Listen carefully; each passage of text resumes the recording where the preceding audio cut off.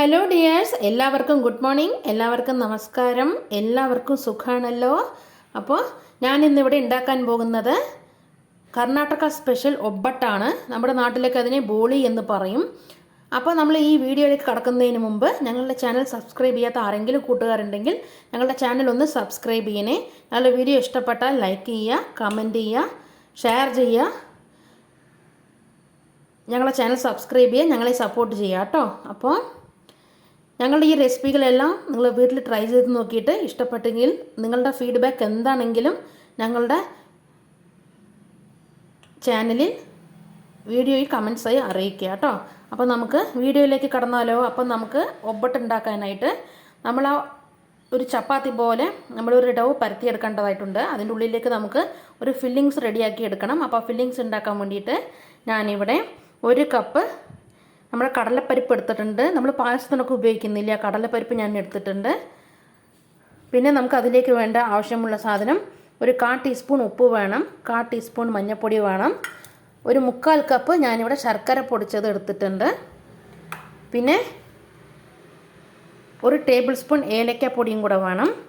പിന്നെ 1 table spoon നെയ്യും കൂടെ ആവശ്യമായിട്ടുണ്ട്. പിന്നെ ആ പരിപ്പ് വേവിച്ചെടുക്കാനായിട്ട് നമുക്ക് 1 കപ്പ് കടലപ്പരിപ്പിന് 2 കപ്പ് വെള്ളം വേണം വേവിച്ചെടുക്കാനായിട്ട്. അപ്പോൾ അതിന് നമുക്ക് ആദ്യം ഒരു ചപ്പാത്തി ഡവും കൂടെ റെഡിയാക്കി എടുക്കാനായിട്ടുണ്ട്. അപ്പോൾ അതിന് വേണ്ടി ഞാനിവിടെ 1 കപ്പ് മൈദ മാവ് നമ്മുടെ ഓൾ പർപ്പസ് ഫ്ലോർ മാറ്റി വെച്ചിട്ടുണ്ട്.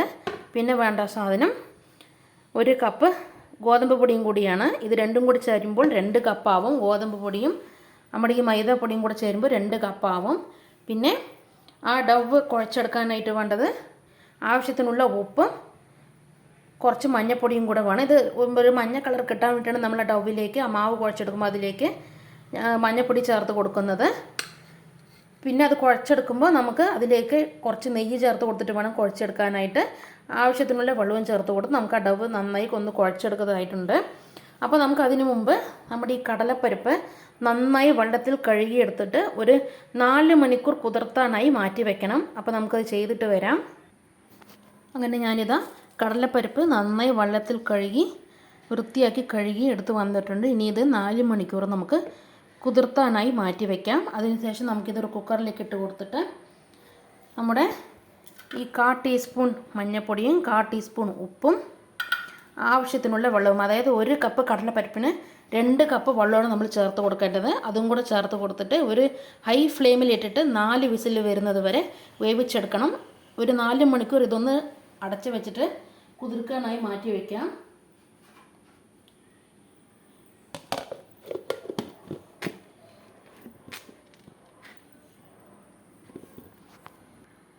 നമുക്കിനി അതിലേക്ക് മാവ് കുഴച്ചെടുക്കാനായിട്ടുണ്ട്.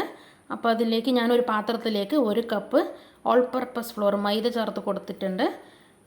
അതിനുശേഷം 1 കപ്പ് ഗോതമ്പ് പൊടിയും കൂടെ ചേർത്ത് കൊടുക്കുന്നുണ്ട്. അപ്പോൾ നമുക്ക് ടോട്ടൽ 2 കപ്പായിട്ടുണ്ട് നമ്മുടെ പൊടികൾ.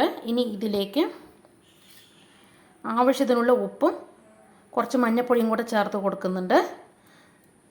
എന്നിട്ട് നന്നായിട്ടൊന്ന് മിക്സ് ചെയ്യുന്നുണ്ട്. ഇനി ഇതിലേക്ക് കുറച്ച് നെയ്യ് ചേർത്ത് കൊടുത്തിട്ട് നന്നായിട്ടൊന്ന് മിക്സ് ചെയ്തെടുക്കാം. ആവശ്യത്തിനുള്ള വെള്ളവും ഒഴിച്ച് കൊടുത്തിട്ട് നമ്മളൊന്ന് നല്ല സോഫ്റ്റ് ഡവാക്കിയിട്ട് കുഴച്ച് വയ്ക്കാം.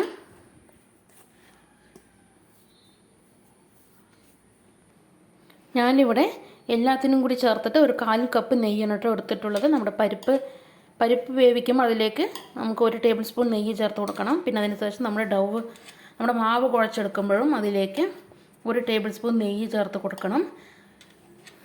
അപ്പോൾ അതിനെല്ലാം കൂടി ചേർത്തിട്ട് നമ്മൾ ഇവിടെ ഒരു 1/4 കപ്പ് നെയ്യാണ് എടുത്തിട്ടുള്ളത്. 1/4 കപ്പ് നെയ്യ് എന്ന് പറയുമ്പോൾ നമുക്ക് ഒരു 3-4 ടേബിൾ സ്പൂൺ വരും.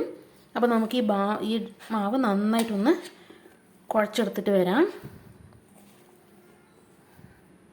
അങ്ങനെ നമ്മളിതാ നല്ല സോഫ്റ്റ് ഡവാക്കിയിട്ട് കുഴച്ചെടുത്തിട്ട് വന്നിട്ടുണ്ട്. ഇനി ഇതിവിടെ ഒന്ന് മാറ്റി വെച്ചിട്ട് നമുക്ക് പരിപ്പ് ഒന്ന് വേവിച്ചെടുക്കാം. അങ്ങനെ 4 മണിക്കൂർ കഴിഞ്ഞിട്ടുണ്ട്. നമുക്ക് ആ പരിപ്പ് കുക്കറിലേക്ക് ഇട്ടിട്ട് ഒന്ന് 4 വിസിൽ വരുന്നത് വരെ ഹൈ ഫ്ലെയിമിലിട്ടിട്ട് വേവിച്ചെടുക്കാം.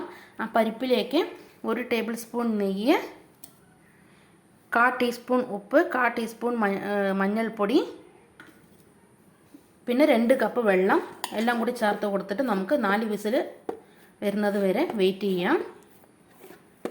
നിങ്ങൾക്ക് ഞങ്ങളുടെ വീഡിയോ ഇഷ്ടപ്പെടുകയാണെങ്കിൽ നിങ്ങളുടെ ഫ്രണ്ട്സിനും ഫാമിലിക്കും എല്ലാം അയച്ചു കൊടുത്തിട്ട് ഷെയർ ചെയ്ത് കൊടുക്കുക. എന്നിട്ട് ഞങ്ങളെ ഒന്ന് സപ്പോർട്ട് ചെയ്യാൻ പറയുക. ഞങ്ങളുടെ ചാനൽ ഒന്ന് സബ്സ്ക്രൈബ് ചെയ്യാനും പറയുക കേട്ടോ. നിങ്ങളിതെല്ലാം വീട്ടിൽ ഉണ്ടാക്കി നോക്കിയിട്ട് നിങ്ങളുടെ ഫീഡ്ബാക്ക് എന്താണെങ്കിലും ഞങ്ങളുടെ ചാനലിൽ കമൻസായി അറിയിക്കുക കേട്ടോ. അപ്പോൾ നമുക്ക് പരിപ്പൊന്ന് വേവിച്ചെടുത്തിട്ട് വരാം.